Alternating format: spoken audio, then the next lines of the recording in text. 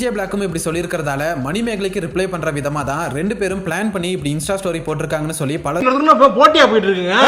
இவன் 4 தடவை இன்னைக்கு தான் போட்டான். நானும் பொண்ணுமில்ல. அந்த வகையில இப்ப மாகாப்பா ஆனந்தும் மணிமேகலைக்கு பதிலடி கொடுக்குற மாதிரி இன்ஸ்டால ஒரு ஸ்டோரி போட்டிருக்காரு. இப்ப இந்த விஷயம் தான் சோசியல் மீடியால பலராலும் பேசப்பட்டு வருது. ஏதோ என்னவோ பண்ணிட்டு இருக்கானம்மா அப்படின்னு, ஜோக்கர் மாதிரி அப்படின்னு. உண்மையிலே ஜோக்கர் தான். நான் மட்டும் ஜோக்கர் இல்ல, என் தலைவர் நிக்கில் அவர்களும் ஜோக்கர் தான்.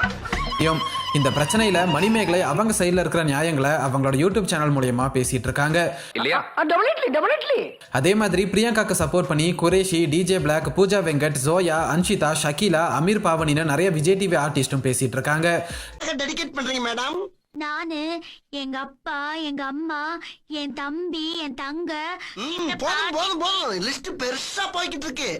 முதல்ல மாகாப்பா ஆனந்த் கிட்ட இந்த பிரச்சனையை பத்தி கேட்டப்ப இது நாட்டுக்கு ரொம்ப முக்கியமான செய்தி கிடையாது, அவங்க ரெண்டு பேரும் சண்டை போடுறாங்க, அதை நம்ம வேடிக்கை பார்க்கலாம்னு சொல்லியிருப்பாரு. அது வேற வாயி, இது நாரவாயி. 2 வீடியோ ஷேர் பண்ணியிருக்காங்க. 2 வீடியோவும் சனிக்கிழமையில தான் ஷேர் பண்ணியிருக்காங்க. இப்படி இருக்கிற நிலையில மாகாப்பா ஆனந்த் பாத்தீங்கன்னா சனிக்கிழமை எல்லாரும் ஃப்ரீயா இருப்பாங்க, ஸோ வீடியோ போடும் வாங்க செருப்பு போட்டோ தான் இருக்குன்னு சொல்லி நிறைய செருப்பு போட்டோஸை ஷேர் பண்ணியிருக்காரு. என்னது நாலாதா டிஜே பிளாக்கும் பாத்தீங்கன்னா நிறைய செருப்பையும் தொடப்பத்தையும் இன்ஸ்டா ஸ்டோரியில ஷேர் பண்ணி மாகாப்பா ஆனந்த் அண்ணா கிட்ட இருந்து இன்ஸ்பயர் ஆகியிருக்கேன், நம்மள ரொம்ப பிரமாதம். டிஜே பிளாக்கோட இன்ஸ்டா ஸ்டோரியை பார்த்த நெட்டிசன்கள் பலரும் எல்லா ஃபேன் வார்லையும் பொதுவாகவே அபியூஸ் பண்றது நடக்கும், ஆனா ஒரு செலிபிரிட்டியா இருந்துட்டு இப்படி பண்றது ரொம்ப கேவலமா இருக்கு. இனிமேல் பேசுறா செருப்பு குண்டி அடிப்பா, அதுவும் பிஞ்ச செருப்புல அடி.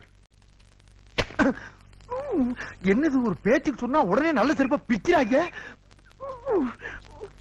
ஃபேன் கிட்ட மற்றவங்களை அபியூஸ் பண்ணாதீங்கன்னு சொல்லி அட்வைஸ் பண்ணாங்க, ஆனால் நீங்கள் பண்ணுறது ரொம்ப தப்பு, உங்கள் மேலே வச்சிருந்த மரியாதையை இழந்துட்டீங்கன்னு சொல்லி பலரும் மாகாப்பா ஆனந்த் மற்றும் டிஜே பிளாக்கை பயங்கரமாக விமர்சிச்சுட்டு வராங்க.